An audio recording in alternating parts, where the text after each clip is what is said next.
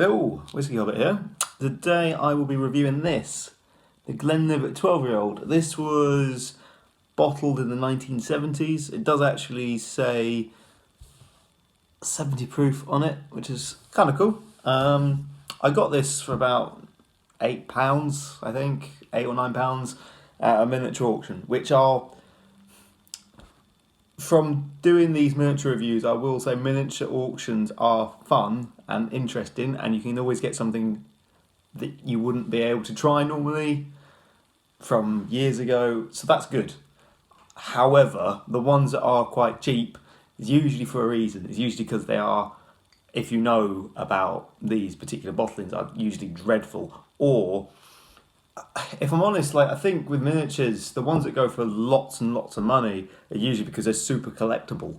Most people aren't really going to these miniature auctions looking to drink it unless it's really cheap, like myself. And some of the miniatures, as you've seen in my previous videos, haven't been the best.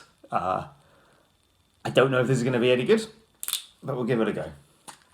I quite like the idea of a miniature auction because you get to try something that realistically you wouldn't normally be able to find a full bottle of, or if you could find a full bottle of, it'd be way too expensive.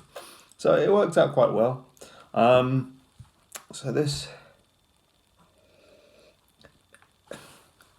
It smells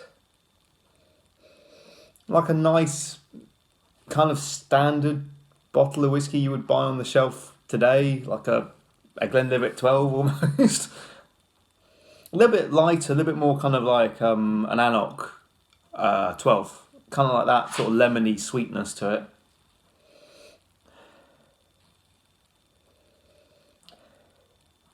A little bit of fruitiness as well. A little bit of kind of plum sweetness.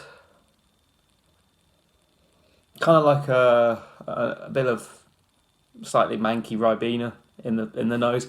That's not a good tasting note, but there we go. And a little bit of mineraliness, which could just be because it's been sat in that tiny bottle for ages. I don't know. It doesn't smell too bad, which is good.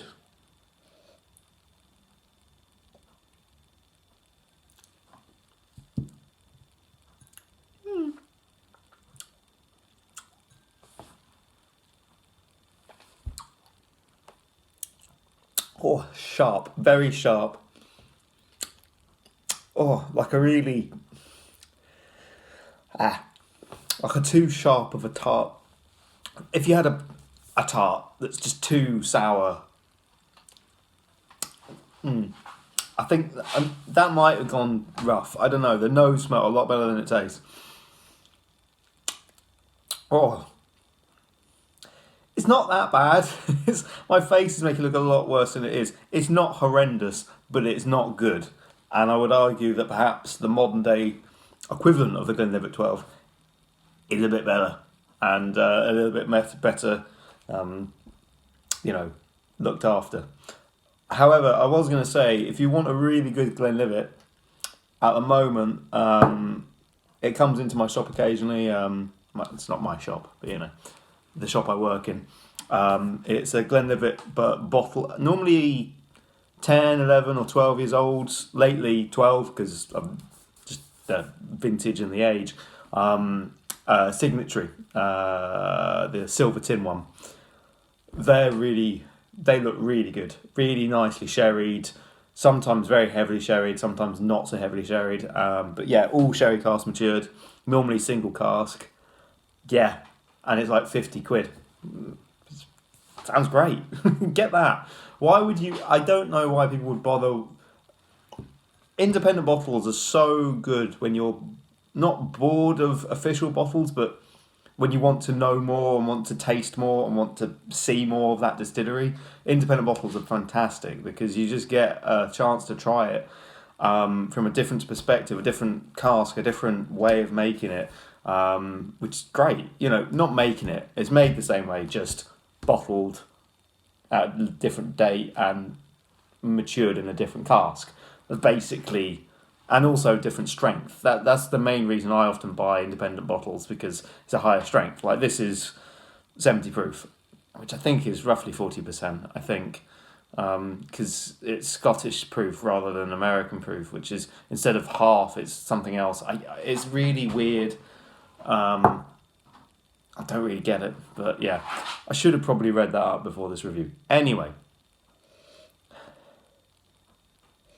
so it doesn't smell bad. It doesn't smell bad.